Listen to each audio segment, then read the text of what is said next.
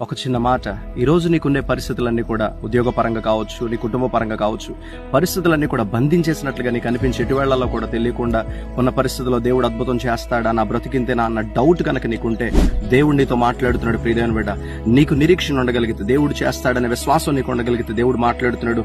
జకర్యా గ్రంథం 9:12 ఇలా చెప్తున్నాడు, బంధకములలో పడియుండి నిరీక్షణ గలవారలారా మీ కోటను మరలా ప్రవేశించుడి, రెండింతలుగా మీకు మేలు చేసేదనని నేడు నేను మీకు తెలియచేయుచున్నాను అని అంటాడు. బంధకంలో ఉండి కూడా నువ్వు నిరీక్షణ కలిగి ఉండగలిగితే, నీ చుట్టూ ఉండే పరిస్థితులను బంధించేసినప్పుడు నీకంటూ నిరీక్షణ ఉండగలిగితే దేవుడు మాట్లాడుతున్నాడు. నిశ్చయముగా రెండింతల మేలు నీకు చేయబోతున్నాడు.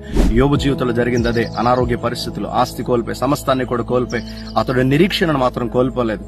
అందుబట్టి దేవుడు కృప చూపించి అతని ప్రార్థన ఆలకించి రెండింతలు మేలు చేశాడు. బెతెస్దా కోనేటి దగ్గర ఉన్న పరిస్థితి కూడా అంతే. 38 సంవత్సరాలు ఉన్నా కూడా అతడు నిరీక్షణ కోల్పోలే. నువ్వు ఎలాంటి పరిస్థితులున్నా దేవుని మీద నీకున్న విశ్వాసాన్ని కోల్పోకు, నిరీక్షణ కోల్పోకు. దేవుడు నీతో మాట్లాడుతున్నాడు, రెండింతల మేలు నీకు చేయబోతున్నాడు.